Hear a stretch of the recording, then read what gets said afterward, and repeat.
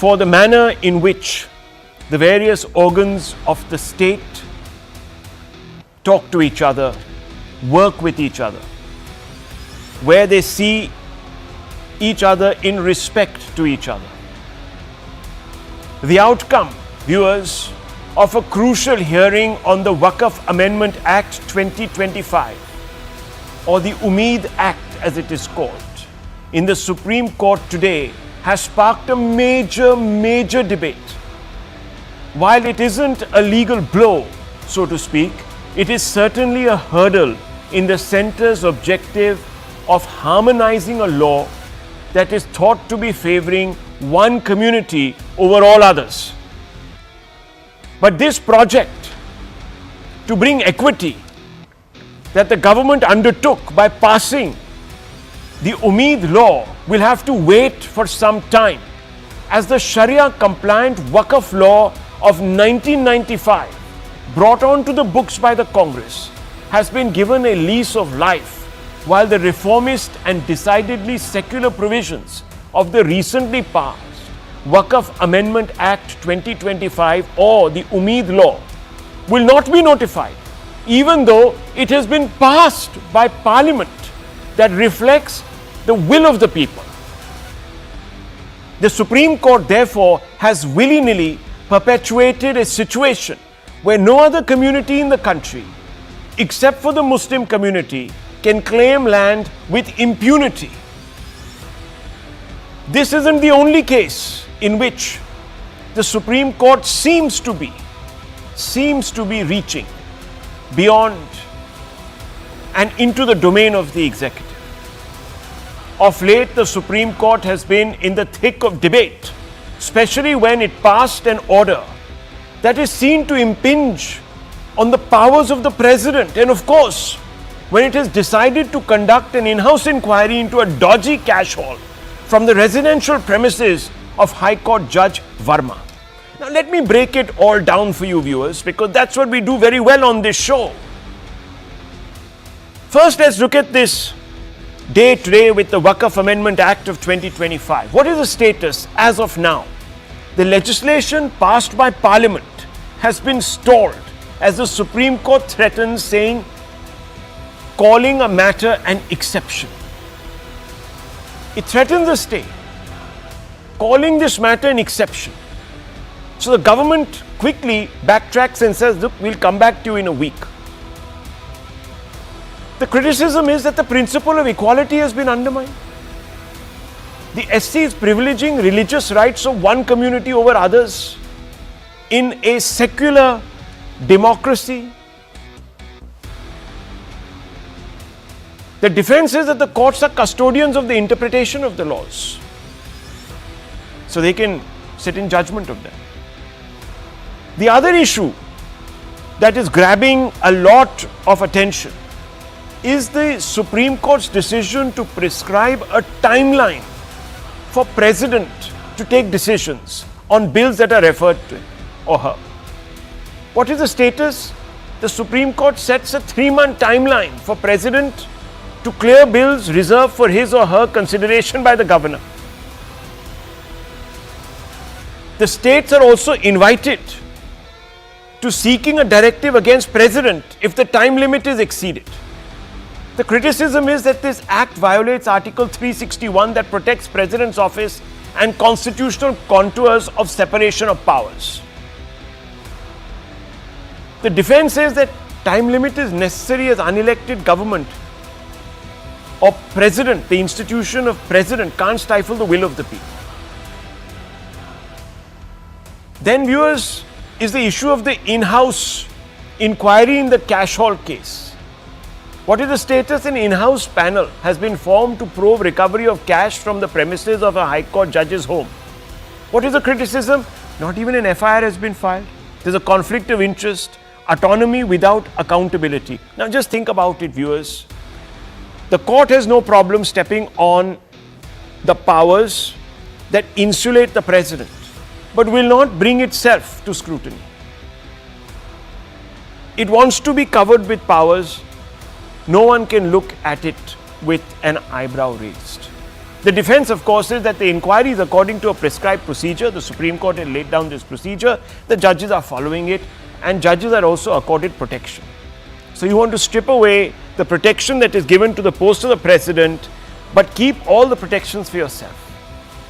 The orders and actions of the Supreme Court milords have greatly exercised the Vice President of India, who has hinted at overreach and accused the judiciary of acting like a super parliament. Not my words, yours, his words. And he says, and I quote, so we have judges who will legislate, who will perform executive functions, who will act as super parliament and absolutely have no accountability because law of the land does not apply to them. Listen in. Judges who will legislate, who will perform executive functions, who will act as super parliament, and absolutely have no accountability because law of the land does not apply to them.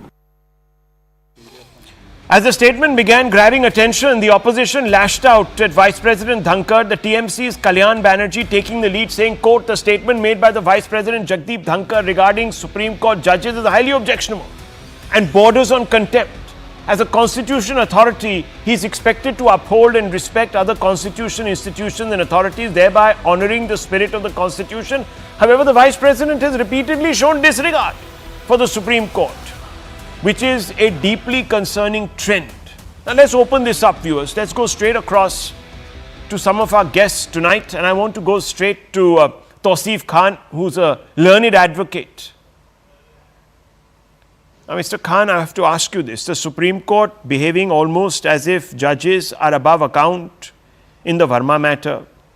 It is for no apparent reason arrogating to itself the power to institutionalize inequality between religions without explaining itself at length. It is stepping on the president's toes by violating Article 361, but at the same time keeping itself above scrutiny or time limits, etc. How, if someone is questioning this, how are they showing disregard for the Supreme Court? Surely, the Supreme Court is not above question. We have a process, I'm sure you realize, of even appeals. And if someone says that the president's issue, the governor's issue should be decided by a constitutional bench, what is the problem with that? Why is the TMC suddenly getting also worked up? So Jagdeep Dhankhar has been the governor of West Bengal. And as the West Bengal government, he told to the party line of BJP, unfortunate it is that these constitutional functions, they are actually political appointment. And while sitting on the chair, they should be neutral, but they have failed to do so. So many numbers of legislation passed by the democratically elected state government. They require assent of the governor, they require assent of the president, but the governor sits on them. That is one way to stop the legislation. That is one way to stop the democratic process. And therefore, this has been a long-standing demand. There has been a Supreme Court, West Bengal government had filed a case in Supreme Court long ago on this very question that 8 very crucial bill was sitting Mr. Khan, with the governor. I am not talking reason. about, no, one second. Mr. Khan, please understand the question I asked you. We are not getting into the merits of any case here. We are not a court of law. And I defer to your greater wisdom. You're a great advocate, perhaps somebody who is going to rewrite the constitution in your own way. You will go intervene in courts, etc. You're a brilliant mind. But let me tell you this, we're not getting into the brilliance of the arguments that were presented. I'm only asking you a simple question. Does Jagdeep Dhankhar not have a right to ask legitimate questions without inviting all this invective from your side? No, as a vice president, he has no right to speak in a manner which does not behove of the post that he is holding. He has no right to speak. Now, viewers, like this is the TMC tonight. This is the TMC tonight.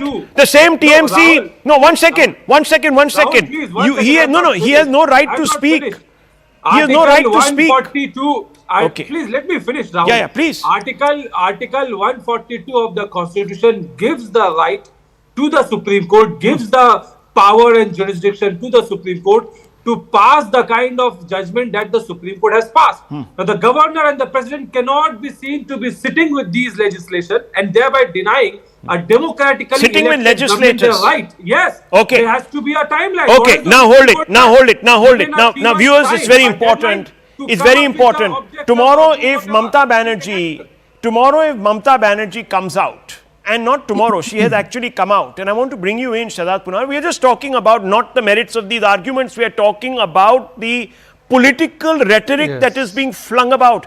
Do you know what TMC chief and Mamata Banerjee, the Chief Minister of Bengal, said about the Supreme Court and its and the Parliament? Do you know what she said when the Parliament passed a law, Mr. Shahzad Punawala? She says, we don't recognize it. First of all, it's pretty rich that I have to learn constitutional propriety from a party which has on record said that we will not allow a centrally passed law, a law passed by the Parliament of India, to be implemented in the states. I have to learn constitutional propriety from a party whose leader has mocked on the steps of Parliament the posture of the Vice President who comes from the OBC background, from the Kisan family.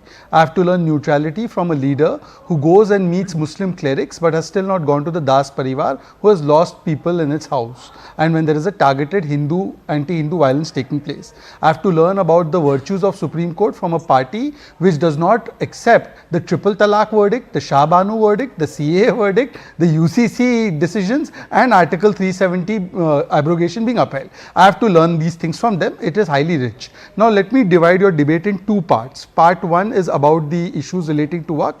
Part 2 is about the Vice President's comments. Part A, Waqf. I do not see today's conversations in the Supreme Court as any kind of setback. Let me explain why. Because all that has happened today, first of all, the petitioners were demanding a full stay on the law or a partial stay. No full stay or partial stay has been granted, not even on a single provision. Secondly, all that the government has done is reiterated which is already there in the law. For instance, point number 2, we have reiterated that registered Waqf by user properties which are notified will not be denotified. Anyways, the law advocated for no retrospective action to be taken place. So all that has been done is a reiteration of the law. Point number 3, it was them who were asking actually for a full stay on the law. They have not got it. The Supreme Court has spoken candidly about the violence in West Bengal. The Supreme Court has candidly said that Waqf is not an essential religious practice. The Supreme Court has expressed genuine concern about Waqf by user. So therefore, I do not see what has happened today as any kind of setback. In fact, it is a reiteration of our stand which has taken place. Point number 1. Now point number 2, coming to the issues of the Vice President of India. We live in a constitutional system, and Jay and I went to the same law school, so Jay would remember that the basic structure of the constitution actually advocates for separation of powers, which means that the judiciary can interpret the constitution, it can't amend the law, constitution or make law. That's the job of parliament. Just like parliament can't become a judiciary, just like the executive can't become parliament. There are 3 separate domains of the organs of government. Now having said that, what has happened in the Tamil Nadu case, and I am speaking here not as a spokesperson but as a citizen who understands a little bit of constitutional law, is that there is a plain reading of the constitution, Article 200, which means that the governor is not bound by a time limit to give his assent, and the president is also not bound by a time limit to give his assent, as opposed to the American system. The American system, you either have to sign or veto the bill within 10 days. That's not there in our case. In our case, we have contemplated a quasi-federal structure where the president or the governor, be it as may, has a absolute veto power on certain bills or legislations, because the founders of our constitution felt that was the system they wanted to go with. Now can the Supreme Court or any court read into constitutional provisions or laws things that are not contemplated by Parliament or the Constituent Assembly? No, they can't. And therefore, one more thing that they have done is that they are saying that now the entire withholding of assent has to be recorded, it will be judicially reviewed, and if it is a constitutional question under Article 143, you have to seek mandatorily the Supreme Court's opinion. That too has not been contemplated, if I am correct, under Article 143. It is an advisory, it is not a mandatory, and therefore this kind of delicate separation of powers and federal structure that has been created by Baba Saheb Ambedkar's constitution cannot be overturned on its head by any organ of government, not just the judiciary, especially every organ has to be accountable. No organ gets to appoint itself. The Parliament doesn't appoint itself. The Parliament doesn't become a judge in its own cause. I expect that all organs should follow that system. I think this is quite a reasonable, there's nothing controversial here, very reasonable statement of facts really. Civics 101. 101, which some people are throwing out because it doesn't suit their narrative, their political narrative. But look, viewers, whether it was a setback on Waqf, yes, just one very small line. Yes. On the Waqf part, Yeah. those who are seeing this as a great victory for their side, sir, Waqf deeds will have to be now made by deeds. Waqfs have to be made by deeds. Women's rights have been ensured, they continue to be ensured. Yeah. Aga Khanis, Boras, Pasmandas continue to get representation. True. That, look, the but bill for now, has nowhere been altered, the act has nowhere been altered. For now, whether it is a setback or whether it is a hurdle or whether it's a stumbling Tausif block or can whether... keep jumping all That's night true. that it is a setback for us. No problem. Right now, things are on hold and we've gone back to the Sharia compliant 1995 Waqf Act. I think your view is uncharitable. I think that we have only reiterated what the current which is in place. I mean, look, as I said, we can have that hair splitting on national TV. That's fine. That enriches the debate. You can look at it this way or that way. But I just want to open this up, and we have to ask this question: is there an element that the judiciary has begun, Jayanand Dehadrai, to act as a super parliament, in the words of the vice president? And should these people in the opposition be turning purple in their faces because someone is stating what they believe is the obvious, backed with some credible data, observations and facts? Hi Rahul, good evening, and good evening to your other panelists as well. I couldn't help myself, but this thought crossed my mind that Shehzad spoke so brilliantly, and I think he summarized the constitutional position so perfectly that the gain that his entry into politics is really a loss for litigation. I mean, he would have made a brilliant litigating lawyer. Having said that, I think this judgment of the Supreme Court, Justice Pardiwala two-judge bench decision, is absolutely unconstitutional. I wish my friend who spoke for the TMC would also take the trouble to go beyond Article 142 and read carefully what is written in Articles 200 and 201. There is no time limit or timeline that is prescribed for the president's assent to be taken. So essentially what the Supreme Court has done has converted what is essentially a discretionary provision, certainly not mandatory, and has made it into a mandatory provision. And not only that, it has also usurped, in fact, the power of the president and the power of the governor. Yeah. And that signature now basically has been usurped, and the Supreme Court is now going to essentially decide it, and it's put a time limit on it. So it is now a deeming fiction. If it goes beyond a particular period of time, 3 months, then it automatically becomes a law. So I wish my friend would first go back and read, or perhaps I wish he would have listened carefully to my friend Mr. Poonawala, who explained the constitutional framework very nicely. Just 10 seconds. You should go back and study that. Definitely. So now this brings me back to the other very important thing, Rahul, that you pointed out. There is in this country separation of powers between the organs of government. So when the Vice President of India, and there is also Article 19(1)(a), there is freedom of speech and expression. So when he wants to express himself on a matter of great constitutional importance, I do not understand why the TMC has such a problem, or any other regional party suddenly has such a major issue with the Vice President expressing himself. He's also a lawyer. He's a senior counsel. He was a senior counsel in another life. Today he's the Vice President of India. I think he's massively qualified. He was also the governor of a very troublesome state. So he knows the Constitution very well when he speaks about it. So I think this is childish to say. I think this is going to be challenged in review. Just a moment. My prediction, Rahul, it is going to be challenged in review. A larger bench, a 5-judge bench must determine this issue now. It cannot be this judgment. A constitutional bench. A constitutional bench, okay. A constitutional bench. Tausif I Khan. have great respect. I mean, Tausif Khan, you're taking the cake. The TMC should be the last party that should be talking about, proprieties, especially political proprieties, for God's sakes. Come on. Kya baat kar rahe hain? Jay talked about Constitution saying there is no timeline for giving assent by the president. All right. The order of the court is not to give assent, but to take action. There's a difference between the two. No, the president can't be sitting for 5 years and not taking any action.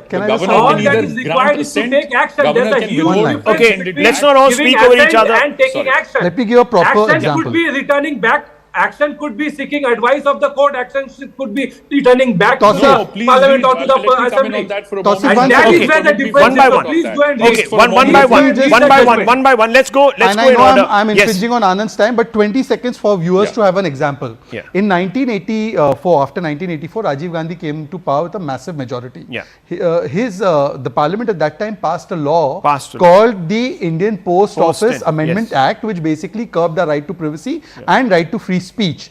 Gyani Zail Singh at the time, appointed by the Congress, did what is called a pocket veto. That means the bill was sent to him after it was passed by both houses of parliament, but he never signed it or returned it at all. So it's still with the office of the president even today. Now, had that not been exercised, we would have had a tremendous assault on our freedom of speech. The absolute veto right has been given to the President of India because A, we are a quasi-federal structure, and B, the founders of our constitution contemplated a system where the executive central government will preserve the national interests and our constitutional rights. So therefore, Tomorrow this is what the state constitution decides, makers desired. a state The decides to Supreme pass a Court law is to there secede. to save Do you think the us. governor and the Exactly, president will have to go and exactly. sign it off? Very good I mean, example. This is bizarre. And Article I can't 142 understand the opposition here. Very quickly, I want to bring in Dr. Ranganathan also. Let's open this up. Just okay, 1 second, Mr. Khan. 1 second, Mr. Khan. This is astounding. Yes, the Supreme Court wants time limit, time-bound legislation. Does it give time-bound justice, Dr. Ranganathan? You taking action and giving assent are two different things. Idiot like. Rahul, Yeah, go ahead. We can hear you. thank Good evening, Rahul, to you and to my panelists. I think the Vice President has to be unequivocally congratulated. He has spoken for a billion Indians. And I think it is now time for the Prime Minister to stand up for them. And I'm sure he would. Look, let me come to the brass tacks. The equivalence drawn by the Supreme Court in posing the loaded question whether non-Hindus have been appointed to Hindu boards is misplaced at multiple levels. It is embarrassing to point out the ignorance of the judges. Number one, non-Hindus are routinely appointed not only to temple boards but also to the Temple Precinct Development Trust. For example, Tirupati and Tarakeshwar, V. Anita and Farid Hakim. Number two, communists, non-Hindus, anti-Hindus are routinely appointed to Kerala's temple boards. For heaven's sake, the communist government is literally running these temple boards. Three, because the state controls more than 110,000 temples and their land, it follows that the state administrative machinery administers it, and by corollary, the state administration includes non-Hindu administrators. Four, Hindu trusts and boards do not claim, take over, encroach or adjudicate on non-Hindu property or land. They simply administer Hindu property and land. Waqf board, on the other hand, encroaches, routinely claims non-Muslim property whose rightful ownership is then adjudicated by Muslims. How on earth is that acceptable or not a conflict of interest or equivalent to the functioning of a Hindu board? Five, for 30 years, the Supreme Court never found illegal an act that gave Muslims the power to claim any property as their own, using work by users, that allowed them to annex any land housing a functional mosque. But today, it sits to adjudicate whether a version that curtails these draconian excesses is illegal or not. For 30 years, the Supreme Court never found unsecular an act that gave Muslims the power to use thousands of crores of taxpayers' money to conduct survey of religious property. For 30 years, the Supreme Court never found unjust that a parallel extrajudicial tribunal decided with finality the fate of the aggrieved whose land and property was usurped. But today, it sits to adjudicate whether a version that curtails these draconian excesses is illegal or not. Six, crucially, why doesn't the Supreme Court that drew an equivalence, albeit false, between Muslim and Hindu run boards have the guts to, in the interest of equivalence, ask the state to control mosques as it does temples? Have the guts to order Muslim court bills like Hindu court bills? Have the guts to order Muslim schools to have EWS quota like the Hindu schools? Learn the law. And you claim this country is not a banana republic, Rahul? The fact is, we are being guilt-tripped into giving away our property, our schools, our temples, our rights, and finally our faith. Rahul, I don't want the state, especially one that calls itself secular, controlling or dictating the composition of any private or quasi-religious board. Yes. And I have nothing against the Waqf board. Why should anyone? Countless boards exist. The problem for me always was the Waqf app that weaponized the board. Yeah. I wanted Waqf app abrogated, but as they say, 30 seconds. Perfect is the enemy of good. The next best option at least is an app that amends as many draconian clauses. Also, if Islamists, many on the panel, have usurped 20 lakh acres on the last 10 years through Waqf Act, at least their annexation would be ebbed through the Amendment Act. What's the solution? 10 seconds. I think if the state cannot remove discriminatory acts, it should reward those discriminated with equivalent discriminatory act. So keep the Waqf Act, bring a Sanatan Act, keep state control of Hindu temples, bring mosques under state control, keep RT EWS quota for Hindu schools, bring Muslim schools under it. It's not the first time, viewers. Discrimination against Hindus, reward them with it. It's not the first time that the Supreme Court would be accused of overreach. Let me give you a few instances, and I want to bring in Faizan Kidwai. He's itching to get into this debate. He might jump in, actually. But I just want to go through this, and I want to ask, do we have not a right to ask what was the thinking? NJAC Act, viewers, was overturned. So when it came to protecting their own interests, the collective order by a 5-judge constitution bench of the Supreme Court struck down as unconstitutional and void the 99th Constitutional Amendment Act and the National Judicial Appointments Commission Act of 2014, legislated to replace the 2-decade-old collegium system of judges appointing judges. This was the will of the people, viewers. But in their own case, in a case regarding themselves, they sat in judgment and gave themselves a privilege that nobody has pretty much across the world. Then let me tell you, Shyam Narayan Choksi versus Union of India, the Supreme Court made it mandatory that all the cinema halls in India shall play before the feature film starts the national anthem. In 2018, SC modified its November 30th, 2016 interim order and made it optional for cinema halls to play the 52-second national anthem before every show. A bench led by CJI Deepak Mishra clarified that it is not mandatory to play the anthem before screening in cinemas. It left the choice of whether to play the anthem or not to the discretion of individual cinema hall owners. However, if the anthem is played, patrons in the hall all bound to show respect by standing up. Why did it have to reverse this order? Because there was a large-scale pushback from everybody. Then they scratched their head and said, oh God, our virtue signaling, our, this business of playing to the gallery and all of that and becoming more patriotic than even the patriots might have actually caused a bit of a problem. Liquor ban. The Supreme Court, ruling on a PIL which was road safety in 2017, had banned the sale of liquor at retail outlets as also in hotels, restaurants, bars that are within 500 meters of any national or state highway. Because all of these things are done because they want to live in an ideal country. It's not their job to be administering. Faizan Kidwai, things are going out of hand.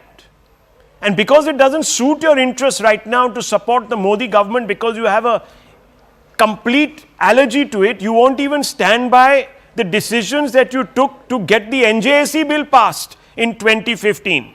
Now you've even dumped that. Okay, good evening, Rahul, and I would hope that you give me ample time to speak because I'm sure there are 4 against 2 here.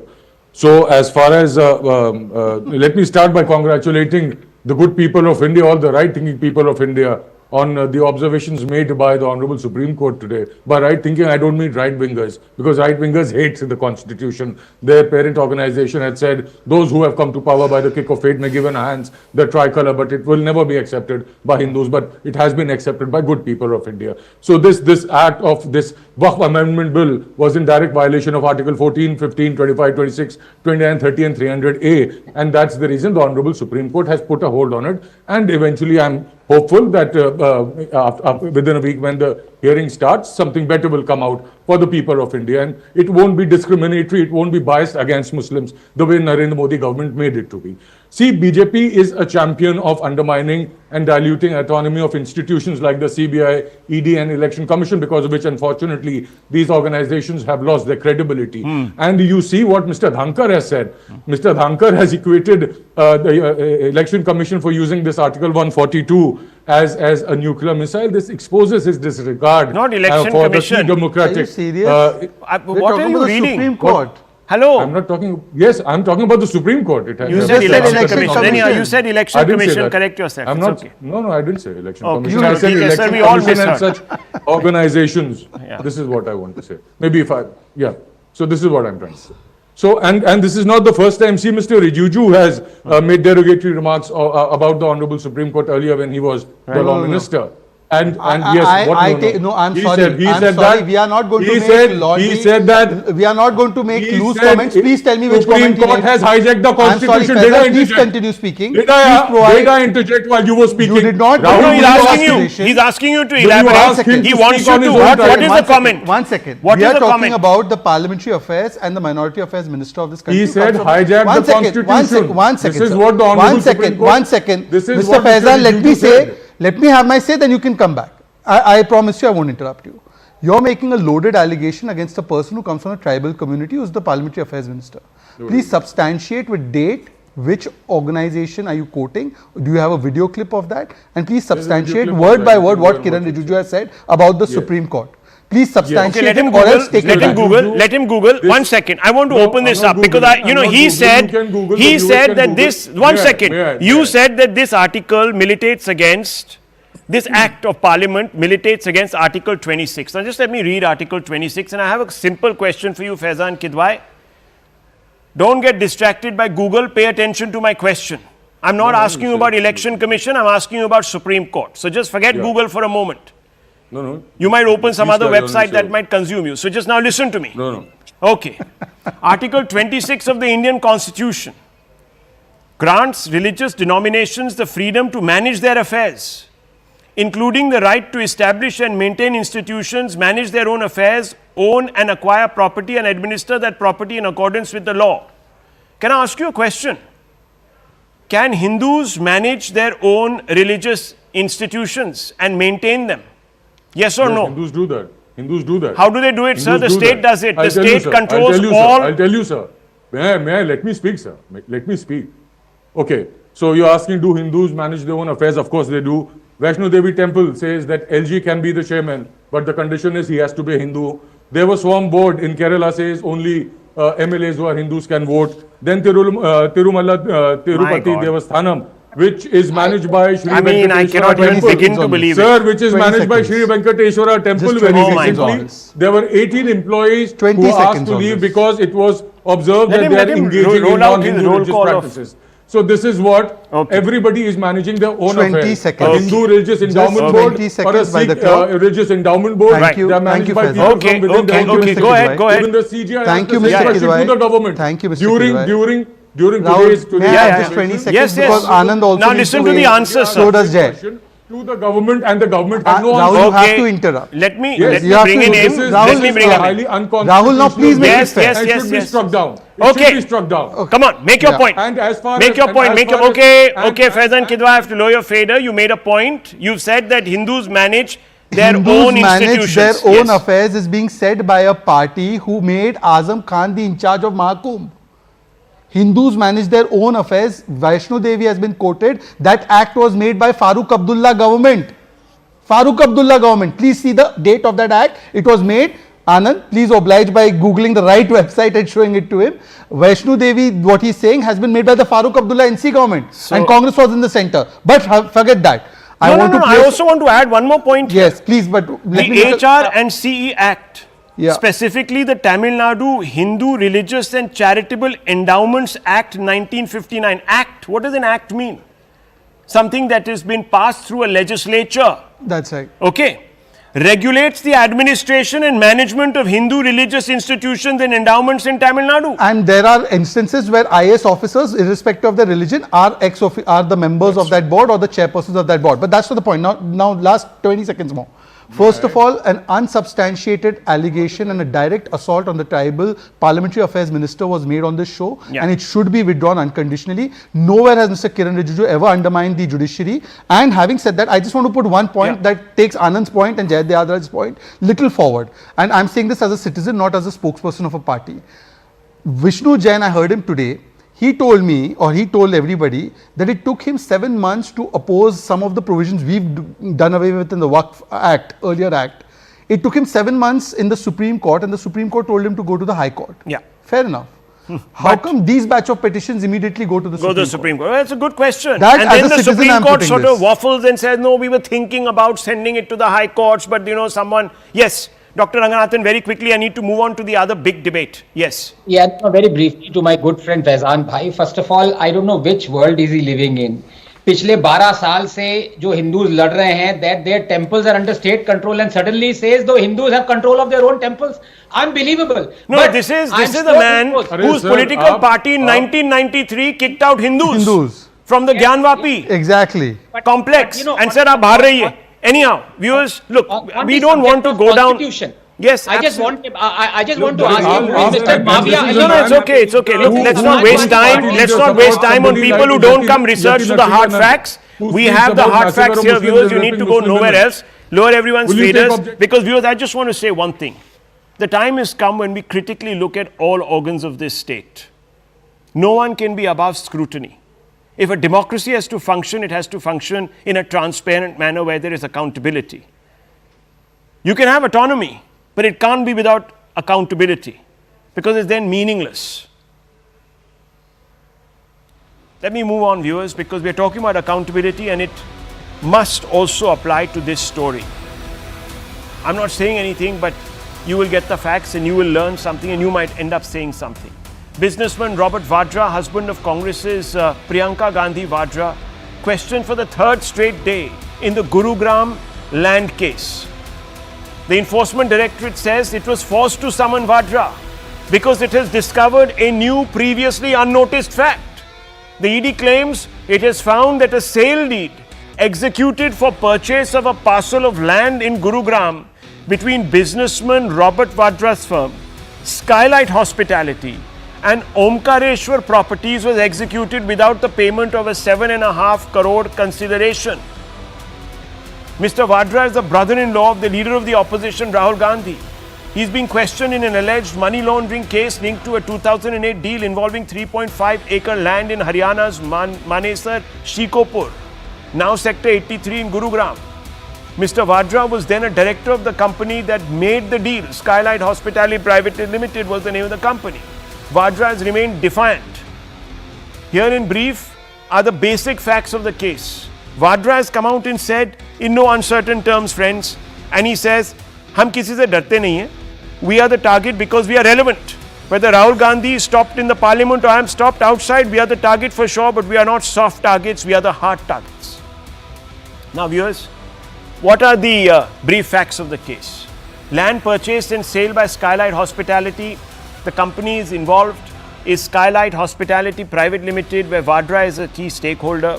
The land purchased is around 3.5 acres in Shikopur in 2008 for rupees 7.5 crores. It was sold to DLF within months. Sold to DLF Limited for rupees 58 crores. And you know who brought this scam out first, viewers? It was the founders, or who would go on to become the founders of the Aam Aadmi Party, Prashant Bhushan and company. Now, the Enforcement Directorate says the deal is under lens for various inexplicable reasons. Massive profit in a short span, which raises suspicion. The alleged lack of business activity by Skylight prior to or during the deal, hinting at a shell operation. Unsecured interest-free loan from DLF company allegedly gave Vadra's firm an interest-free unsecured loan of 5 crores. No standard business agreement or repayment timeline was revealed. Unsecured loan from a private company to another individual is unheard of, viewers. The loan is seen as possible quid pro quo for land or political access. I'm not saying this all according to ED sources and ED probes. Then there is the question of the rapid grant of change of land use. Haryana's Town and Country Planning Department allegedly approved the CLU for Vadra's land unusually fast, within weeks. It was approved during Congress-led Bhupinder Singh Huda's government in Haryana. Investigators suspect political favoritism and possible misuse of administrative machinery. Then there are emails and financial trains that involve aides of Mr. Vadra. Emails from Manoj Arora, an employee linked to Vadra, suggest active coordination of funds and property dealings. Then there are financial records that hint at Arora and Mahesh Nagar, known as Vadra's land deal facilitators, were instrumental in routing funds and executing deals on Vadra's behalf. Income tax and ED reports on inconsistent accounting have been brought out. Discrepancies in Skylight's accounting records, especially regarding capital infusion. Discrepancies regarding nature and terms of the DLF transaction. Lack of declared income or clear revenue stream at the time of the deal. And there are patterns which match with other land deals. Authorities observed a similar modus operandi in Vadra's Rajasthan land deals. In Bikaner, Vadra allegedly bought undervalued land through proxies and sold it after favorable government intervention. So the modus operandi is you buy land with someone else's money or with a loan which is unsecured, and it's about 1/10 of what you're going to earn. Within months, you buy that land. It might be fallow land, might be agricultural land, might be whatever land. Suddenly the land use is changed. The land becomes very valuable. You sell it back to the person who gave you the loan. And that person gives you a windfall profit, because obviously if the land use has been revised, the value of the land goes up. So you make a killing. Now either Mr. Vadra is the smartest businessman in town, Shahzad Poonawala, or he is got something going with somebody or the other. This is what the ED says. But Mr. Vadra says it's been years altogether. You've been calling me from 2011 a thief, this, that, the other, round tripper, using shell companies to acquire this, that, the other. But here I am standing here, no one can do anything to me. How do you answer to that charge that he makes? First of all, the Congress party and its ecosystem are a bag of contradictions. On the one hand, they say that we've unleashed on them this vindictive, vendetta-led actions, and on the other hand, they say it's taken all these years. So either it's taken all these years and we are following the processes of the law, which can be a little tiring, which can be a little long, or else it can be a vindictive action. Which one is it? Secondly, ED does not mean entitlement of the dynasty to loot. Unfortunately, in this country, apart from certain Waqf boards, the Gandhi Parivar and its son-in-law feels that they have an unlimited right to loot and not be held accountable. The fact of the matter is that Mr. Robert Vadra, in the multiple land cases, has got no relief from any court of law. If there was nothing in it, he should have gone and sought quashing of the case from High Court or Supreme Court, which he hasn't got any relief from. Similarly, even the first family, the Congress party, first family, Rahul and Sonia Gandhi, both have got no relief in the National Herald case. In fact, the case started in the Congress years through a private complaint. They went to High Court, Supreme Court, they got no relief. The fact of the matter is that now when they have to answer for their shady transactions and shady deals, all they can do is play victimhood card. Like Anand Ranganathan says, we have PAN card, Aadhaar card, Ration card, but this family seems to have an unlimited victimhood card. Victimhood card. Okay, Suman C. Raman. Dr. Raman, I have to ask you this, because can you explain this to me? Robert Vadra acquires land for 0 rupees. That's what the ED says. 0 rupees. Because even the sales deed, the money for that is paid by the company that was selling to him the land. Stamp duty, yeah. The stamp duty on the sale deed. Okay, I mean, the 7.5 crores. Which businessman, I mean, look, unless he has a magnetic personality, I don't know. Would anyone sell land to somebody and also pay the stamp duty on the sale deed? Rahul, I think I can draw your attention to the delays and all that, but that's not the point. 2008 is when this transaction actually happened. Now we are in 2025.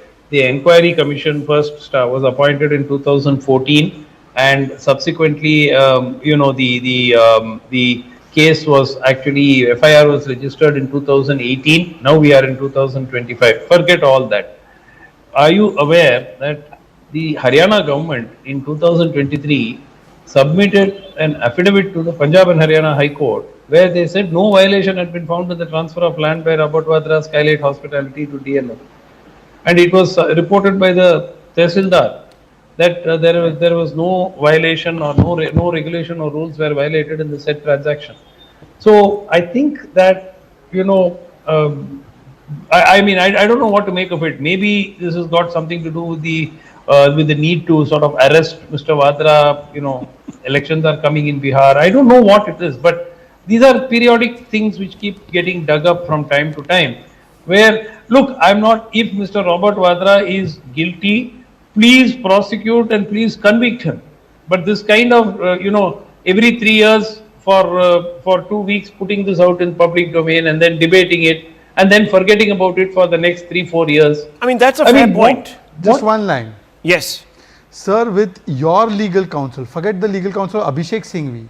Why didn't Mr. Vadra take that whatever note has been submitted, affidavit has been submitted, and get a closure done in the entire case by approaching the High Court or Supreme Court? Why quote it on Rahul Shivshankar's most watched show at 9 p.m? Rather, he should have gone to the High Court of this country, Supreme Court, and anyways, you get immediate hearing in all the courts. These courts are always open, even at 2 a.m. at night for some clients. So you should have gone there immediately and you should have got the case closed. But look at the model. In one case 700% profit without spending 1 rupee. In the other case 50 lakh rupees दो 2000 crore का जो land है वो अपने नाम कर लो. This is the unique model. Waqf model plus Satyam corporate fraud model. That is the Gandhi Parivar model. Together put together. Okay, very quickly. You know, Prashant Bhushan, Yogendra Yadav, Kejriwal all swore by this scam. Yeah. That too. No, my point is, even today, Actually, if they've sworn by the scam, I think it may not be a scam. But anyhow, I mean, you know, I don't know if... But they are in alliance. They are in alliance. Yogendra Yadav is key advisor to Rahul, by the way. So, but I mean, if they have said it, then... Rahul ka key advisor. Yeah, okay, doctor. Yes, Dr. Raman, I want to bring in Dr. Ranganathan also. Yeah, no, my submission on this is very simple. Yeah. Now, you have not mentioned that Young Indian is a not-for-profit company. No dividend can be paid. No money can be transferred to any of the individual directors. So, what is this quote-unquote ownership actually confer? Can tomorrow Sonia Gandhi and Rahul Gandhi sell the land and to pocket off? No, we are not talking about. I think we are on the wrong debate, wrong day. You were here yesterday. I think thoda replay ho gaya, but that's okay. No. We are not talking about Vadra. No, they are linked. They are linked. Rahul, how are they linked, sir? Again, they are linked. Don't link him to that also. You poor chap. To my knowledge, Robert Vadra is the son-in-law of Sonia Yeah, but Gandhi. he's not a partner in crime. Don't make him a partner in crime. If there has been a crime, he'll have to serve another sentence for somebody else. No, one minute. We really don't know whether rental income has gone for those properties. So okay. Going after a particular family. Okay, so it's a family thing. It's a family feud. It's a family feud. Nail the family. Okay, Dr. Ranganathan, very quickly. Yeah. Sorry. Yes. No, by that logic, you would say that even Dr. Raman is linked because he supports that family. No. Look, let me just bring a couple of points out here. The first one is, Rahul, you said either Mr. Vadra is the smartest businessman around. I beg to disagree. Because between the Jija and Sala, I am like hard put as to who is smarter. One gave 50 lakhs, got 2,000 crores. The other gave 5 crores and got 50 crores. So I don't know what is who is the smarter businessman. Be that as it may, I do agree with Dr. Raman that Shahzad, my good friend, tried to pussyfoot this difficult fact. But I would urge him to answer this in the interest, because I mean, you know, his words are taken as true and gospel truth by everyone. We hold on to them and we respect them. Why did the Haryana BJP government in 2023 say there is no evidence of wrongdoing? And why did the then Chief Minister, BJP Chief Minister Khattar said this does not warrant a jail time? Two questions. And there is a Justice Dhankhar Commission report which has never seen the light of day. That's also happened. Let me just, no, first of all, the Dhankhar Commission report has seen the light of day. In fact, Mr. Dhankhar is on record to say that had it been no evidence against his wrongdoings, it would not have been a 182-page report. He submitted a 182-page report. Secondly, I must... What does it say? Because I don't know what it says. No, it clearly articulates all the violations of law that have taken place, and therefore a case is being pursued. And Rahul Anand will appreciate the fact that at a certain point of time, I am taking whatever he is saying on face value. I don't know about this, whatever is being said. I'll go and check it. I will go and check it. Would you like me to read out the details? Yeah, please. No, please. Don't read from the... One second, sir. If you are reading, don't read some report. Read the exact document that you are quoting. Quote me the document of the government. Don't read some report. I'll tell you how reports are generated. Closure has been filed in the case. So and so organization has reported. Don't tell me source-based reports. Tell me the exact document which officer has signed that report. Please tell me. Please tell me. Yeah, I will tell you the name. It's a Rai Rathore person, and I'll just get you that in the. Show the document, sir. I am saying show the document. Yeah. Show the document on air. Haryana government in 2023 has filed an affidavit in which Punjab officer, and which department, sir? Which officer, which department? I will tell you. While you're at it, 1 minute, I've got it here. the Haryana government Yes. has informed the Punjab and Haryana. One second, High Court, which no rules of department? Regulation. Which 1 minute. department? Which Give department? me time, yaar. I'm getting that information out for you. Sir, if you have the document. This was filed by a BJP government. 1 second. Sir, if you forget BJP government, tell me the name of the department. I will tell you. Tell you. Affidavit placed before the court. The government said it is reported by Tehsildar which Manesar department? Gurugram. 1 second, sir. 1 second. Name of the officer I'm and giving you- department. The FIR was 1 minute. As per report received from Tehsildar Wazirabad Gurugram. So you can go and check. Has the Tehsildar with filed this the affidavit? Tehsildar. Has the Tehsildar filed the was affidavit? submitted. Excuse me. Has Let the me Tehsildar finish. filed the affidavit? Yes or no? No, it was filed Which by officer and Dr. which department has Raj filed it? Tell me the name. Are Baba, Dr. Raj Sri Singh, Inspector General of Police, Crime, Gurugram. Please, Shehzad, go and Okay. read up all this. Now stuff. 1 second. Okay, Now one there's second. also something else I have to add. That Now one Justice second. Dhingra, the commission report, the one-man commission report was not made public. It was submitted to the then Chief Minister, Manohar Lal Khattar Sahab, in a sealed cover. And only some leaked excerpts have come out, and Mr. Dhingra has also said, and I remember because I interviewed him, he said, I can't really tell you much about this, and this was a few years back when I was with another channel. So there is all of that also, which is looking a little out of whack here. But since the ED has said, viewers, that they've had to come back to this because some new previously unnoticed facts have come. And this is what the EC is saying has led to this re-questioning. But the point is, and Shahzad Poonawalla, please answer this, the point is, this sort of has come at the same time as Dr. Sumansi Raman is saying. The other big case is suddenly being pursued with some women vigor.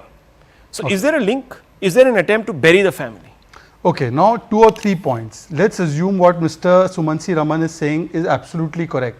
This means that clearly there is no agenda to target any personality. If you are saying an officer of that government has only filed an affidavit saying that there is no violation at that point of time. Now in the future, if certain violations have been discovered, should they not be pursued? Thirdly, if this is full and final decision that there is absolutely no violation, why haven't the parties in this case gone to court and get the case closed, whether it is in the National Herald case or whether it is in the case of this Gurugram land deal? In both cases, sir, if you are saying that the clean chit has been given and that has been given by the BJP government of Haryana, yet you have not gone to the court and said that, look, I am being victimized and please close the case. But finally, let me tell you, just 10 seconds more. I know Anand is very eager to respond, but just 20 seconds. Just 20 seconds. Anand, 20 seconds, let me also take.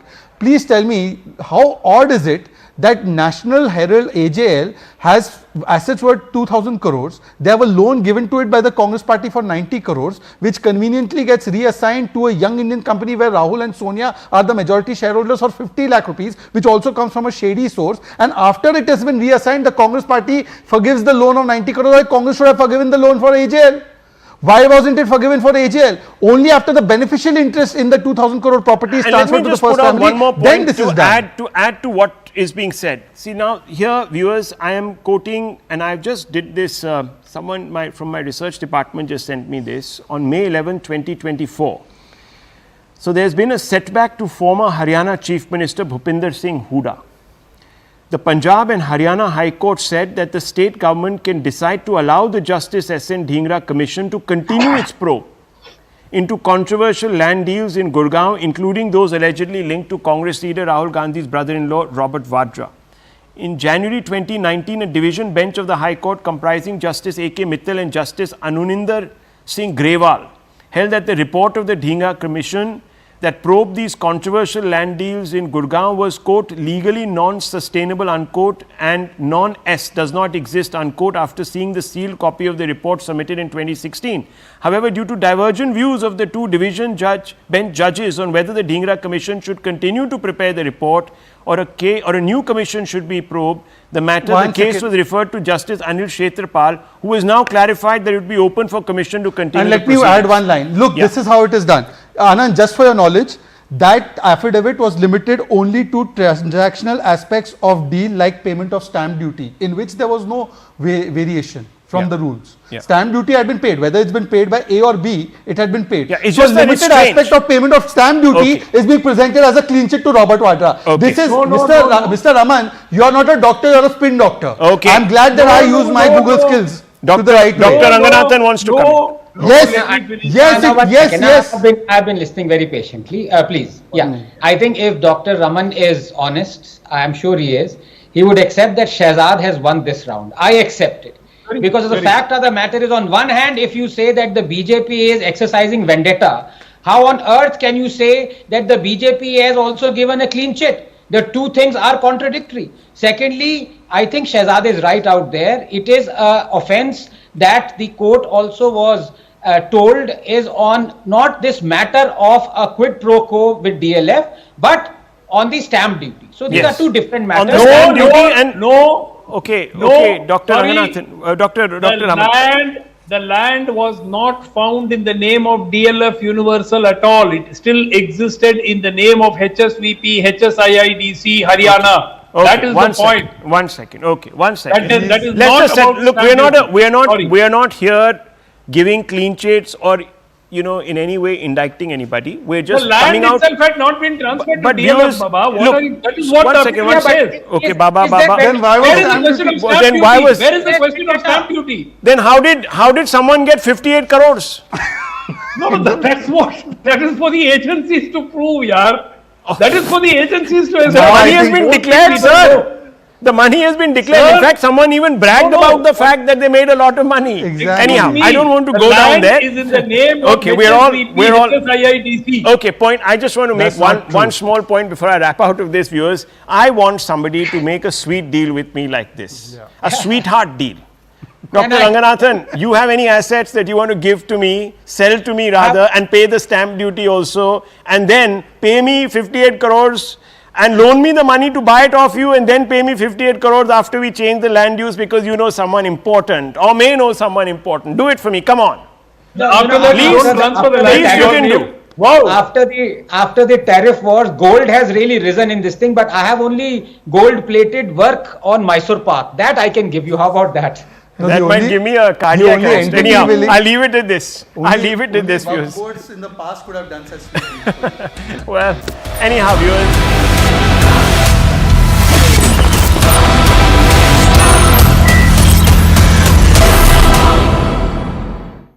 Presented by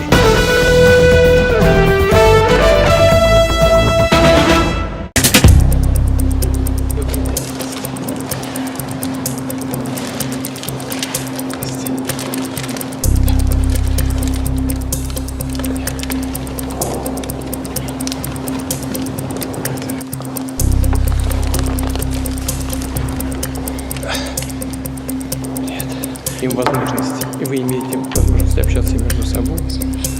Но, к сожалению, нет вашего отца с вами. Ну, сейчас ни в коем случае не хочу давать никаких политических оценок тем событиям, которые происходят. Но все, что с вами произошло, это большая беда. А то, что удалось вам оказаться на свободе, это результат того, что в России